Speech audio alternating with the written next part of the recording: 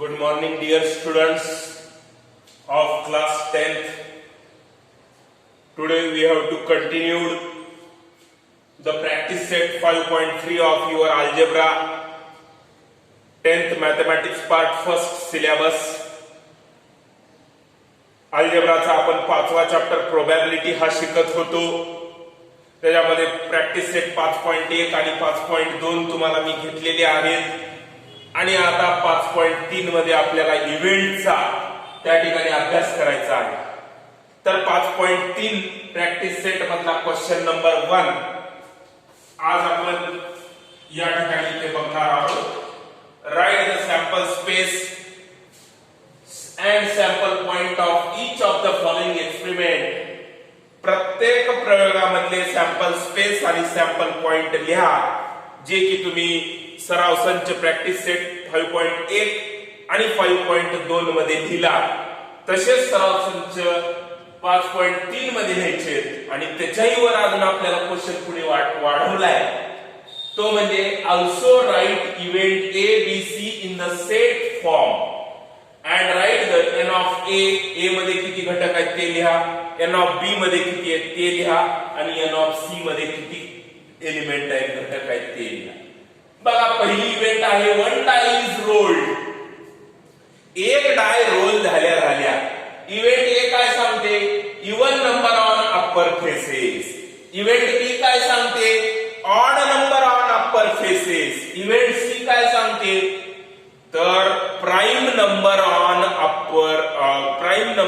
The given die. बरोबर आहे.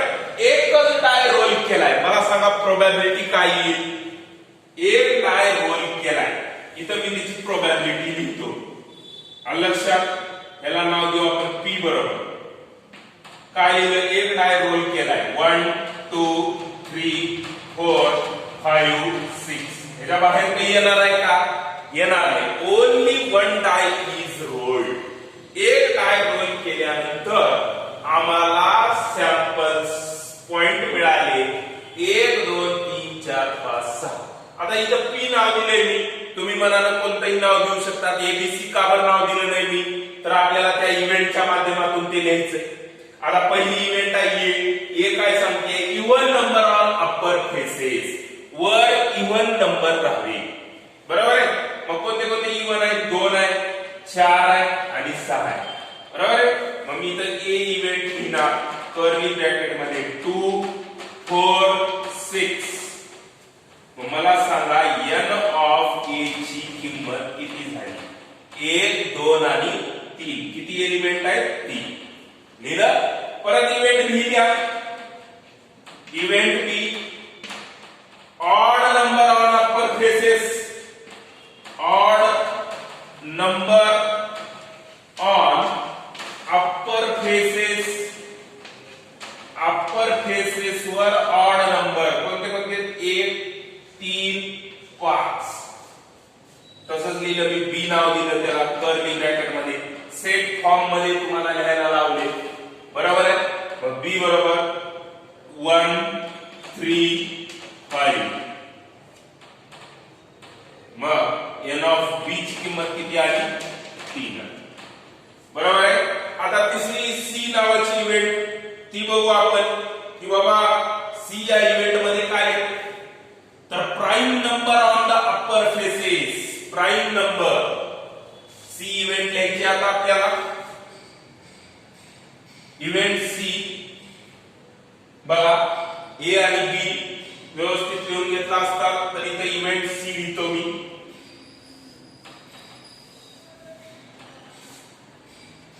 Event C prime number on upper faces. C बरोबर curly bracket मध्ये prime कोणते कोणते रे एक ही प्राइमही नाही आणि को प्राइमही नाही. एक ही संख्या काहीच नाही. 2 प्राइम आहे 3 प्राइम आहे 4 येणार नाही प्राइम 5 आहे आणि 6 येणार नाही. म्हणजे 2 3 5. इथं सुद्धा n ऑफ c ची किंमत किती आली 3 आहे.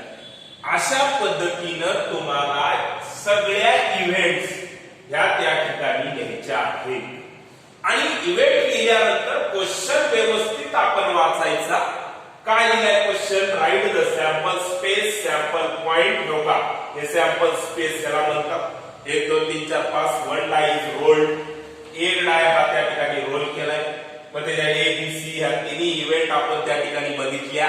प्रत्येक इव्हेंटचं तुम्हाला सेट फॉर्म मध्ये लिहून त्यांनी N of A, N of B आणि एन ऑफ सी ची किंमत फाइंड आउट करा असं सांगितले. मग तिघाचीही किंमत आपण त्या ठिकाणी तिथं फाइंड आउट केली. आलं लक्षात? अशा पद्धतीनं प्रॅक्टिस सेट 5.3 मध्ये आपल्याला गणित बघायचे आहे. दुसरं गणित बघू. 2 dice are rolled simultaneously. 2 die rolled केले सायमल्टेनियसली. बघा 2 dice are rolled simultaneously. 2 die rolled केले तर काय प्रोबॅबिलिटी ही त्या ठिकाणी तिथं मिळेल हे आपण लिहून काढू. Question 2. 2 dice are rolled simultaneously. Simultaneously. Probability लिहू. P बरोबर 2 डाईज 1 1 1 2 1 3 1 4 1 5 1 6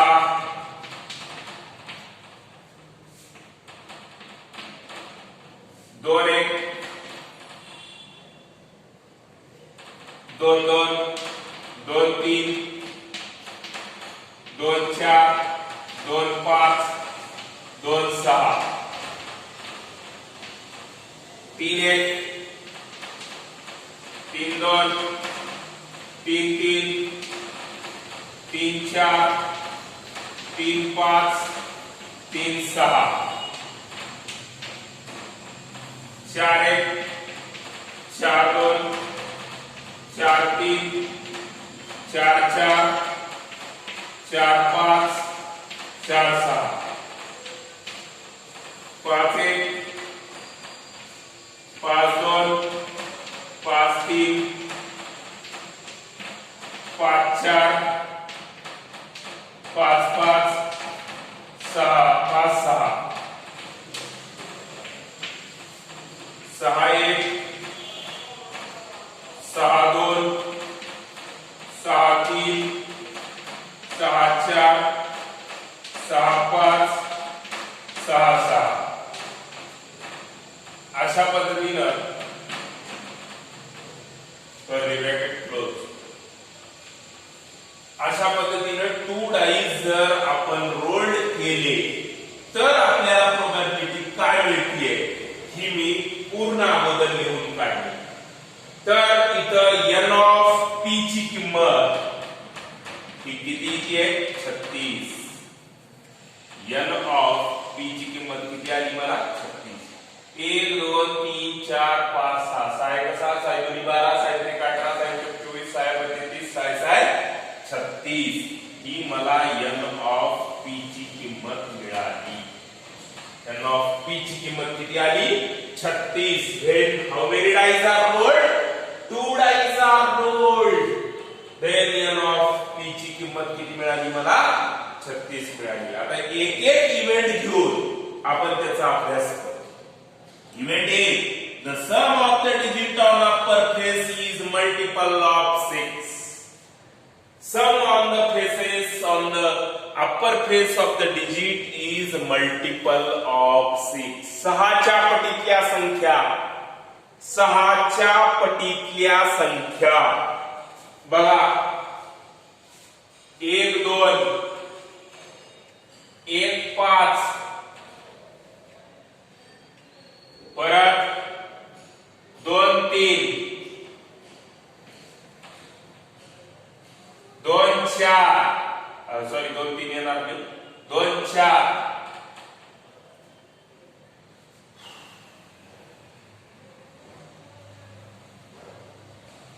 1 2 2 1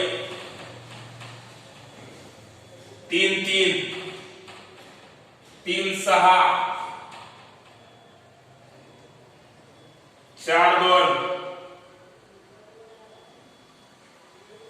4 5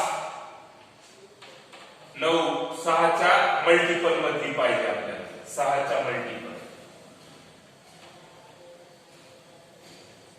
नाही 5 1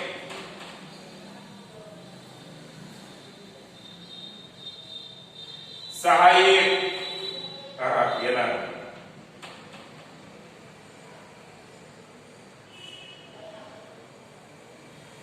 6 6 बघा एकदा परत एकदा की 6च्या मल्टिपल मधल्या आपल्याला संख्या त्या ठिकाणी पाहिजे तर असे नंबर तुम्हाला त्या ठिकाणी तिथे घ्यायचे की ते 6च्या मल्टिपल मध्ये असावे अशा संख्याचा आपल्याला इव्हेंट त्या ठिकाणी तिथं लिहायची आहे अगोदर मी काय केलं n ऑफ p ची किंमत काढली बरोबर आहे ती आली मला 36 that is sample spaces yes म्हणा त्याला चालतंय आता काय म्हणले तर sum on the upper digit on the upper faces is multiple of 6 1 5 2 4 1 5 2 4 परत कोणते कोणते अजून तुम्हाला येतील 3 3 4 2 3 3 4 2 3 6 3 6 येणार नाही 5 1 आणि 6 6 5 1 आणि 6 6 हे येणार नाही 3 6 कारण 3 आणि 6 किती होते 9 होते मग किती झाले 1 2 3 4 5 6 7 आणि 8 किती आले 8 ए चं इथे लिहून टाका ए इव्हेंट 1 2 1 5 2 1 2 4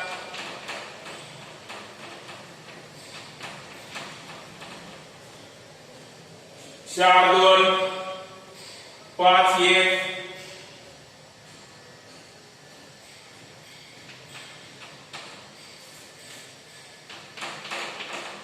5 1 आणि 6 6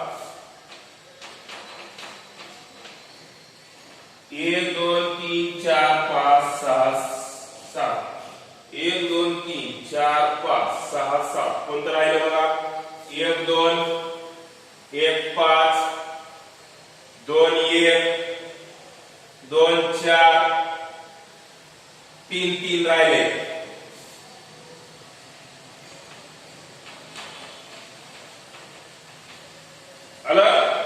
n ऑफ a ची किंमत मला मिळाली 8 n ऑफ a ची किंमत 8 मिळाली आता बघा प्रोबॅबिलिटी काढण्याचा फॉर्म्युला आहे प्रोबॅबिलिटी n ऑफ p बरोबर हे n of a divided by n of आता याला s म्हणलं मी सॅम्पल स्पेसेस s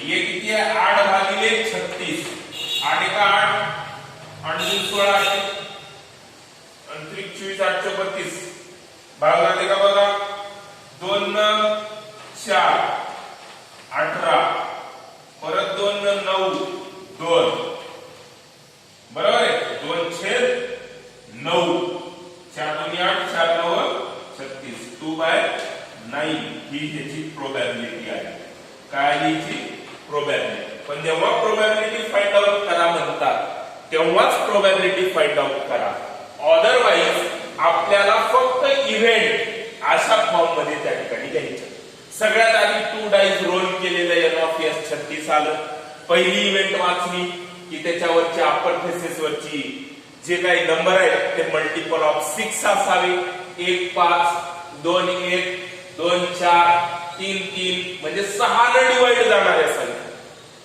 6च्या मल्टिपल मधल्या 3 2 6 6 1 6 अशा दोन संख्या मग त्याची बेरीज राहावी ही त्यांनी आपल्याला सांगितलं आता पुढची इव्हेंट काय सांगते हे देखील आपण तिथं बघू की बाबा दुसऱ्या इव्हेंट मध्ये त्यांना काय सांगायचे. Event B sum of the digit on upper faces is minimum 10. Minimum 10. 10 बेरीज राहावी असे सगळे डिजिट बघा. मिनिमम 10 बेरीज राहावी असे डिजिट आपल्याला घ्यायचे. बी बेरीज किती राहावी? मिनिमम 10. बघा इथे काय 10 बेरीज कुठं? मिनिमम 10 बेरीज राहावी असे डिजिट 4 6 पहिलं 5 5 मिनिमम 10 म्हणले मॅक्सिमम किती का असणार?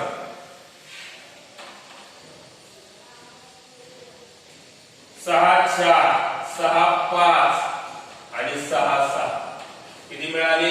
1 2 3 4 5 6 बरोबर आहे. लिहून काढा. 4 6 कॉमा 5 5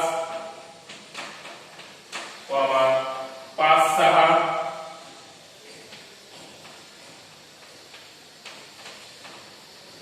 6 4 6 5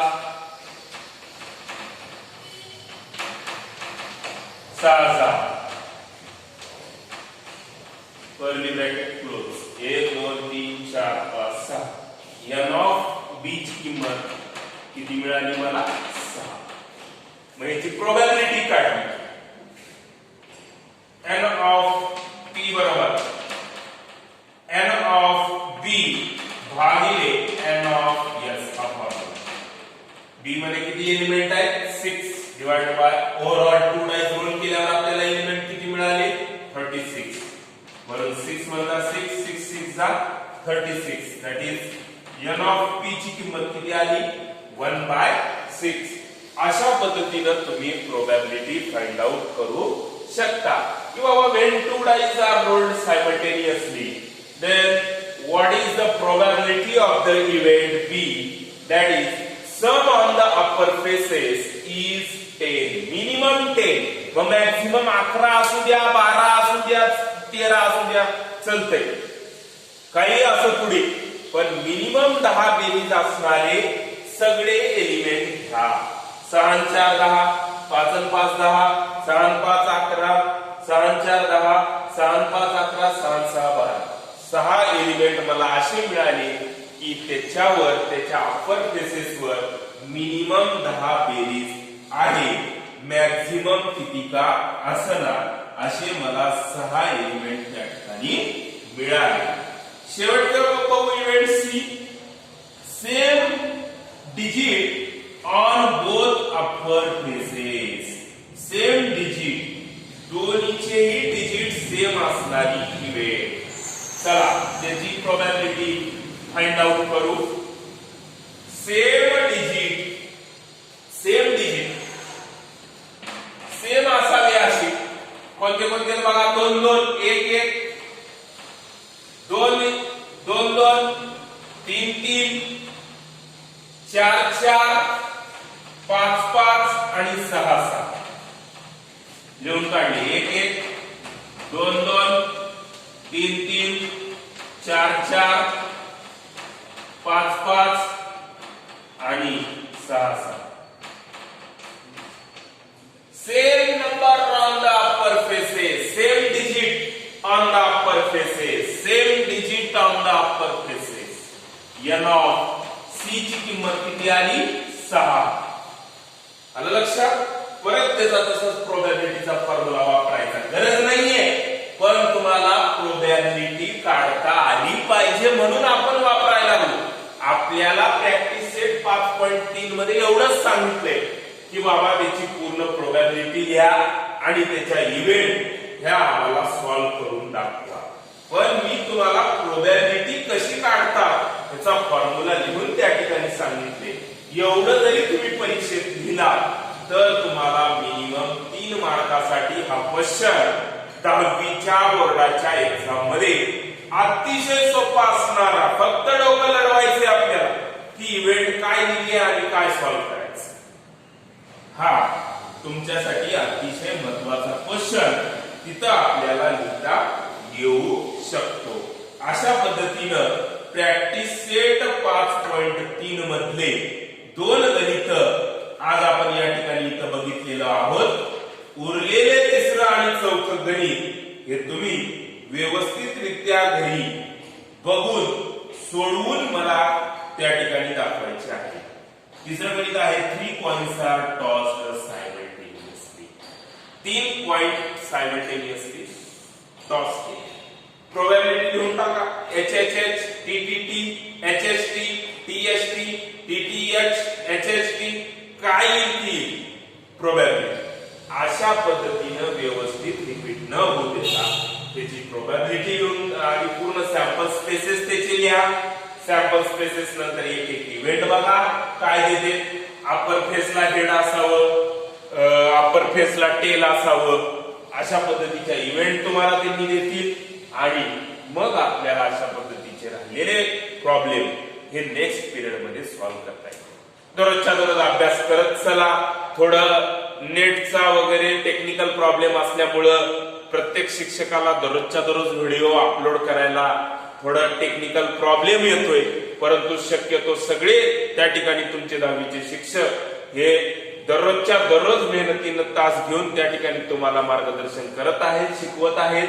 त्याच्याशी रिलेटेड असणारे देखील व्हिडिओ आपण घरी बघायचे आहेत. त्याच्यात काही येणाऱ्या अडचणी ग्रुपवर विचारत चला. दररोजच्या दररोज होमवर्क ग्रुपवर शेअर करत चला.